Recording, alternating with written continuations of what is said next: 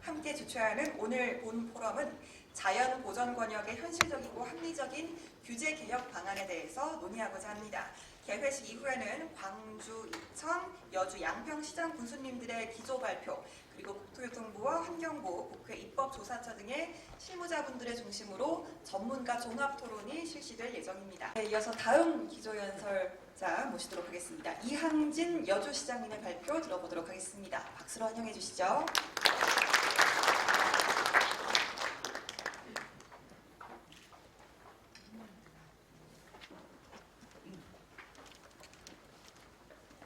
여러분 안녕하십니까? 방금 소개받은 여주시장 이항진입니다. 오늘 이 자리는 여기 제목에 나온 것처럼 자연보전 권역의 현실적이고 합리적인 규제개혁을 논하다, 이런 주제로 오늘 이 자리에 우리가 모였습니다.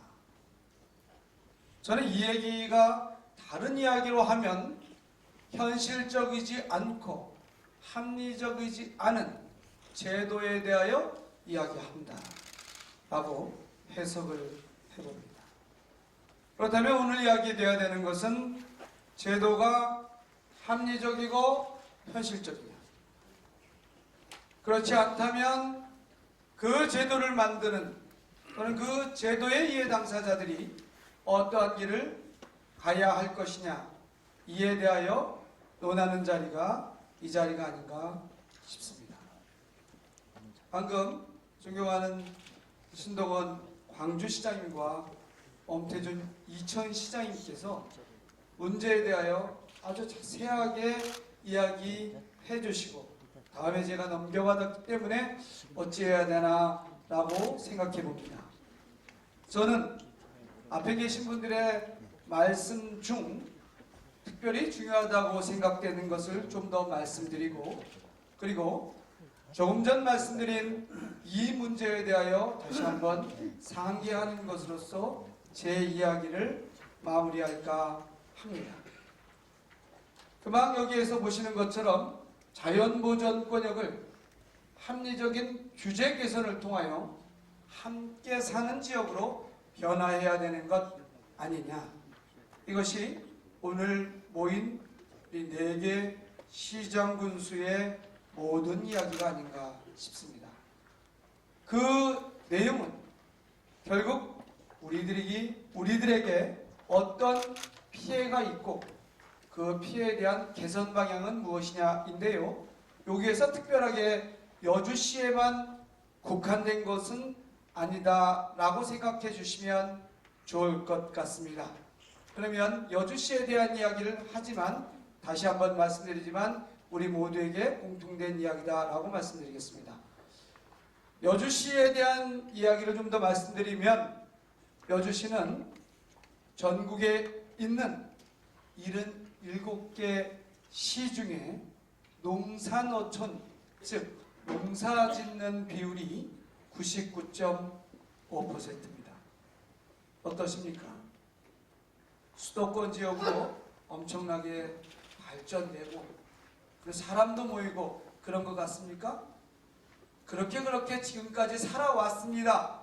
그런데 며칠 전 정부는 다음과 같은 발표를 했습니다. 사실 이거 지금 쌀과 고구마 이거 너무, 잠깐만요. 네, 요 얘기 하려고 하는 겁니다.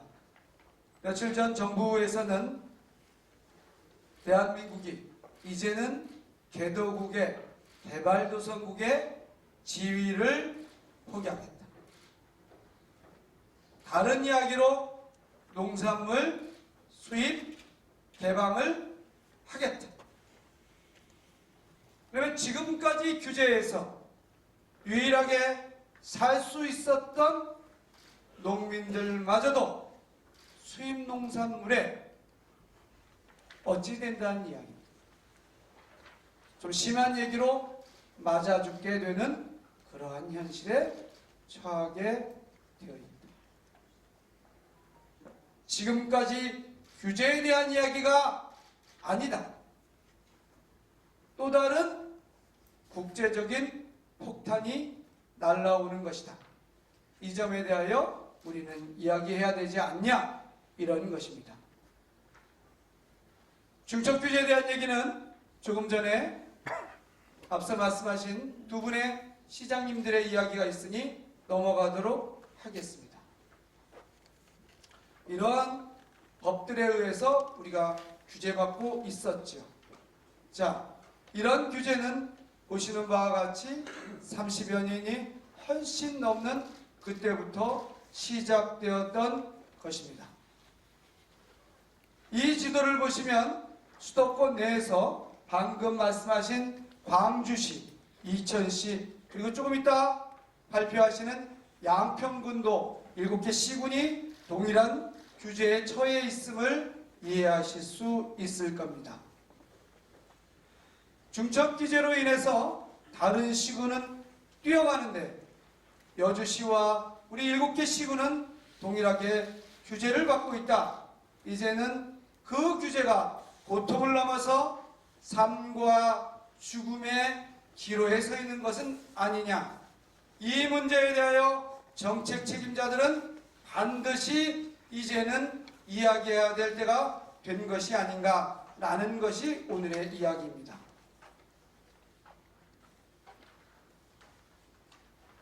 이야기는 조금 다른 이야기입니다. 얼마 전 여주시에 어떤 일이 있었나라고 말씀드리면 여주시가 시라는 이유로 77개 전국 시 중에 99.5%가 농산촌 지역으로 규제로 있었지만 그럼에도 불구하고 시라는 이유로 또 규제를 받고 있다는 것입니다. 자, 여기에서 이 그래프를 보시면 이해하실 수 있을 것입니다. 여주가 더 이상 버틸 힘은 있겠냐라고 말입니다. 중첩규제로 인한 구체적 결과에 대하여 말씀드리겠습니다. 아래 붉은 줄로 수평되어 있는 것은 1966년도서부터 지금까지의 여주시의 인구 변화입니다. 파란색의 내용은 경기도 전체의 인구 증가율입니다. 여주시는 54년간 인구가 정체되었는데요. 그런데 작년부터 이제는 저출생 고령화의 문제로 오히려 인구가 줄고 있습니다. 경기도 전체에서는 320%의 인구 증가할 때 여주는 거의 인구 변화가 없었다는 이야기입니다. 구체적인 이야기에 조금 더 들어가 보도록 하겠습니다. 아까 엄태준 이천시장님께서 바로 이웃 동네에서는 개발이 되는데 우리는 개발이 안 된다라는 그 구체적 이야기입니다. 이것을 두고 강원도는 이렇게 됐으니 우리도 강원도처럼 해달라. 이런 단선적인 이야기를 하자는 것이 아닙니다. 어떠한 문제가 있는지 문제에 집중하고 문제를 이해하자는 것이죠. 인근 강원도에는 오크밸리나 문막공단을 통해서 정말로 여러 가지 경제활동이 지속되고 있습니다. 바로 남한강이 흐르는 여주보다 윗지역이죠. 그런데 우리는 속담으로 윗물이 맑아야 아랫물이 맑다라고 이야기합니다. 그런데 윗물에서는 저렇게 대단히 공단과 여러 가지 산업시설이 있음에도 불구하고 아랫지역만 규제한다면 이것이 물관리에 현실적으로 가능하냐라는 것이 우리의 고민이어야 되지 않을까 싶습니다. 그렇습니다. 그 구체적 내용을 보면 여기 표와 같이 바로 강만 건너면 강원도 문마급인데요. 나타난 숫자처럼 수십 배에 달하는 발전의 차이가 있습니다. 이런 문제는 이제는 개선되어야 되지 않느냐라는 것을 구체적인 사례를 통하여 여러분들께 또 정부 관계자분들께 정부 전문가들께 말씀드리는 것입니다. 그렇습니다. 4배, 23배, 12배, 45배, 매출액은 324배의 차이가 있는데 견디는 것이 가능하냐라고 말입니다. 방금 말씀드린 그런 지역의 사진입니다. 이제는 우리 지역에 대한 이야기, 현실적인 이야기하고 저의 말을 마무리할까 합니다. 그렇습니다.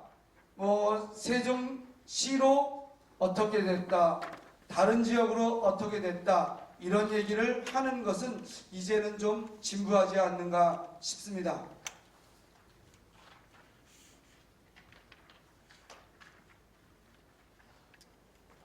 이 지도에처럼 저는 말씀드리고자 합니다. 한강 수계 지역에 물을 더럽히지 않는다면 인근에 있는 비수도권 지역의 자치단체장들과 그리고 중앙정부의 부처와 함께 이제는 논의를 시작하자. 거기에서 합리적인 의사소통을 통하여 서로에게 공통된 이익에 따라 각자의 역할을 충실히 할 수 있는 새로운 제도를 만든다면 그것이 우리의 미래가 아닐까 싶습니다. 이거 다 넘어가겠습니다. 저희가 하자는 거 다 넘어가겠습니다. 이제 제안 말씀드리겠습니다. 지금 물관리 정책은 지역 단위 물관리입니다. 경기도는 어떻게 해라. 경기도 내에 있는 광주시, 이천시, 여주시, 양평구는 이렇게 해라. 그런데 물은 수계를 따라서 상류에서 하류로 흘러가고 있습니다. 저는 그래서 이렇게 말씀드립니다.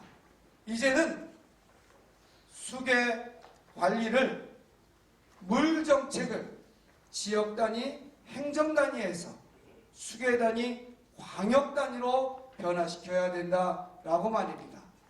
이런 논의의 책임은 정부에게 있고 이 논의에 참가해야 될 그런 구성원은 우선은 이해관계가 있는 자치단체장, 각 부처, 또 이 문제에 대해서 관심을 갖고 있는 시민사회단체들, 그리고 지속적인 이 발전을 위해서 연구한 전문가들이 함께 논의하여 지금의 문제를 극복하자는 것입니다.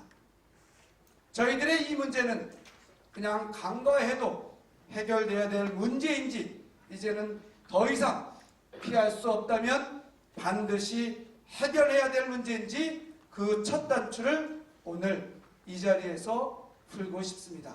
감사합니다.